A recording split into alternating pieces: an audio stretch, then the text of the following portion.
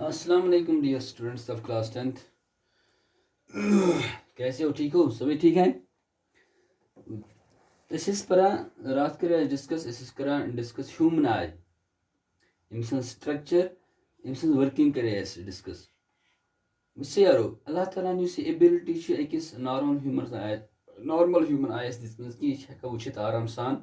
दूरिम चीज तो नजदीकम चीज अत one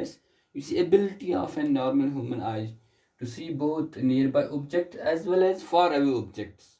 At one as vision. This is vision. Yes, one yes, eyesight. Eyesight. But kun साथ क्या गसा तरीक kun साथ क्या गसा कि अख युस नॉर्मल ह्यूमन आई आसान अत मन गसा कि राइज के डिफेक्ट्स इत कन वुचा कह इंसान हेका कुन साथ वुचित कि तम सुन vision vision it becomes blurred it becomes blurred तो गोश गसा तमिस चीज क्लियरली अत कह फॉर एग्जाम्पल कुन साथ तमिस गसित कि सह हे दूरिम चीज वुचित आराम सान कह या कुन साथ हे चीज गसित कि सह हे नजदीकम चीज आराम सान वुचित कह दूरिम चीज हे आराम सान वुचित नजदीकम चीज हे आराम सान वुचित या कुन साथ हे नजदीकम चीज हे आराम सान वुचित दूरिम चीज हे आराम सान वुचित गो तम सन विजन या eye sight it becomes defective ठीक है ये डिफेक्ट कम बना it has got so many reasons अत गो यम defect arise in the normal human eye in the sight of the normal human eye कर अंडर वेरियस हेड्स कर कैटेगराइज यम three most common defects of vision या वन eye defects of eye वन defects of vision सोन आज topic कर discuss तेल डिफेक्ट्स ऑफ विजन त्रे इंपॉर्टेंट त्रे मोस्ट कॉमन डिफेक्ट्स अकिस वन मायोपिया बेकिस वन हाइपरमेट्रोपिया बेकिस वन प्रिस्बायोपिया मायोपिया वन ब्या नाव शॉर्ट साइटेडनेस हाइपरमेट्रोपिया वन लॉन्ग साइटेडनेस प्रिस्बायोपिया अत वन कुन साथ it is old age hypermetropia myopia ये शॉर्ट साइटेडनेस वन नीर साइटेडनेस हम करो अलग अलग डिस्कस आज करो डिस्कस मायोपिया मज क्या गसा वुच यारो यह मायोपिया डिफेक्ट अत मज आई आई हेका यह स आई यह स डिफेक्टिव आई ये मज क्या आई मायोपिया अत मज इंसान हेका वुचित यम नजदीकम चीज सह आराम सान वुचित मगर दूरिम चीज सह आराम सान वुचित गो defect of vision in which a person can see nearby objects clearly वो नियर बाय ऑब्जेक्ट्स वुचा clearly but cannot see far away objects मगर और अत मज सह वुचित फार अवे ऑब्जेक्ट्स क्लियरली कह such defect is known as myopia या वन शॉर्ट साइटेडनेस या नियर साइटेडनेस शॉर्ट साइटेडनेस क्या तिक अत मज वुचा नजदीकम चीज आराम सान दूरिम चीज नाव असल पे वुचित कह तवे पे नाव शॉर्ट साइटेडनेस यस वन नियर साइटेडनेस समझ गेटिंग से यारो गसा क्या अराइज कित गसा डिफेक्ट अराइज कित गसा डिफेक्ट फॉर एग्जांपल तुम कुछ आराम तुम कुछ वुचमुत अगर पन्नस क्लास में वुचमुत कह स्टूडेंट तुथ अगर पतिम बैग बेंचर वन कुछ साथ कर शिकायत कि सर मिल अथ ये पे कुछ साथ एक लाइट प्रॉब्लम क्लास में और योर मगर कुछ साथ अमिस यह वुचन कि उस्ताद वुचन कि खबर अमिस मा डिफेक्ट ऑफ विजन ये मा अमिस दूर अगर अमिस किताब ब्रोह सह आराम सान ये मगर बोर्ड दूर पान अत पे यह आराम सान वुचित कह गो अमिस तेल डिफेक्ट क्या विजन यह मायोपिया डिफेक्ट यम सारी डिफेक्ट मायोपिया हाइपरमेट्रो प्रिस्बायोपिया अमन वन सडन रिफ्रैक्टिव डिफेक्ट्स अमन क्या रिफ्रैक्टिव डिफेक्ट्स तिकाज अम सारी अराइज गसा because of defect in the refraction of light by the convex lens convex lens तथ रिफ्रैक्शन कर तथ मज डिफेक्ट गसा पोत हेका आराम सान चीज वुचित कि नजदीकी में दूरिम चीज वुचित कह फॉर एग्जांपल वुनस डिस्कस कर मायोपिया मज क्या गसा मायोपिया मज गसा फॉर एग्जांपल ये ह्यूमन आई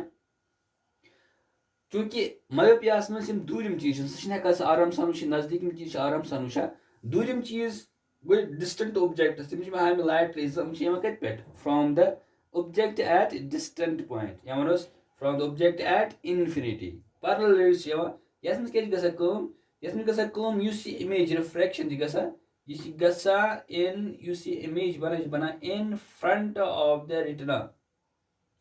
समझ ठीक in front of the retina बना एज ए रिजल्ट ये रिटनास पे बन इमेज कह ये इमेज हेक आराम सान वुचित गो सोन विजन ग ब्लर्ड कैडिंग आराम सान वुचित चूंकि यम लाइट रेज गन कत जाय कन्वर्ज इन रिटनास पे कन्वर्ज ये रिटनास पे कन्वर्ज आराम सान इमेज वुचित मगर चूंकि डिफेक्ट गम पोत इमेज बना रिटनास बना इन फ्रंट ऑफ रिटना इमेज बना यह आराम सान वुचित कह गो अ डिफेक्ट क्या इमेज बना in front of retina arise क्या रीजन अराइज क्या ये डिफेक्ट क्या arise for example convex lens अत कुन सात high converging power of eye lens यमुक पावर कन्वर्जिंग पावर चूंकि कन्वेक्स लेंस कन्वर्जिंग पावर पाई अमुक पावर हे कुन सात ज्यादा गम पावर गो ज्यादा कन्वर्जिंग ग ज्यादा एज ए रिजल्ट क्या कन्वर्ज ये ज्यादा गो कन्वर्जिंग पावर ज्यादा गो इमेज बना इन फ्रंट ऑफ रिटना ठीक समझ इन फ्रंट ऑफ रिटना वो या दोम चीज ब्याक चीज due to eyeball being too long eyeball sorry size कुन सात क्या आई बॉल साइज ज्यादा बड़ पानस लॉन्ग मीनस जीठ पानस ये जीठ रिटना दूर कम निश from the eye lens retina दूर from the eye lens in an eye which has got too long size of the eye ball image बना यह बना आराम सान रिटनास पे कि बना in front of the retina समझ वो वन तुम हाई कन्वर्जिंग पावर कित लेंस यह वुचन कि कुछ सात ciliary muscles attach to the convex lens बना स्टिफ मीन रिजिड हेका आराम सान रिलैक्स सफिशेंटली गि ताकि आई लेंस यह बने थिन अम कन्वर्जिंग पावर ग कम वो डिफेक्ट तेल कत पोत डिफेक्ट तेल स्लैरी मसलस मज पोत कुन सात ये स्लैरी मसलस मज डिफेक्ट पोत गो यह कन्वर्जिंग पावर कम कर सफिशेंटली रिलैक्स गि एज ए रिजल्ट क्या इमेज बना यह बना in front of the retina या दोमिस मज वो मे कि यह कि eye ball eye ball size हे टू लॉन्ग रिटना ये इमेज बना ऑन द रिटना कि यह बना in front of retina getting और समझ ब्याक चीज याद थवन कि normal for normal human eye मज क्या इमेज बना रिटना तथ खतर वो रात कि जो पॉइंट फार पॉइंट बे नियर पॉइंट फार पॉइंट तो नियर पॉइंट नॉर्मल ह्यूमन आई तथ खतर फार पॉइंट इन्फिनिटी ठीक नियर पॉइंट 25 सेंटीमीटर गेटिंग मगर डिफेक्ट मायोपिक आई कुछ डिफेक्ट गो मायोपिया तथ वन मायोपिक आई अत खतर चूंकि दूरिम चीज आराम सान वुचित कह अत खतर तेल फार पॉइंट सह लेस देन इन्फिनिटी फार पॉइंट क्या तेल इन्फिनिटी क्या आराम सान दूरिम चीज वुचित फार पॉइंट तेल इन्फिनिटी कि यह लेस देन इन्फिनिटी अत मज शख्स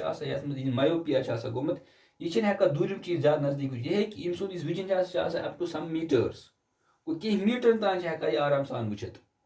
समझ गो ब्याक पॉइंट थवन याद तेल मायोपिक आई अत खतर far point less than infinity normal human eyes खतर far point infinity myopic eye अत खतर फार पॉइंट क्या less than infinity near point चूंकि नियर पॉइंट नजदीक चीज आराम सान वुचित नियर पॉइंट अत खतर 25 सेंटीमीटर समझ सबस करो बिक्स क्लास में डिस्कस कि मायोपिक आई आराम सान आई डिफेक्ट्स आराम सान करेक्ट कर फॉर एग्जांपल कुछ डॉक्टर कर प्रिस्क्राइब लेंस अमिस दिव स्पेक्स दिव ये करेक्ट लेंस लगित कित करो मायोपिक आई कित करो कम आई करो कित करो यह करेक्ट सह बिक्स क्लास में इंशाल्लाह तथ one correction of the myopia thank you very much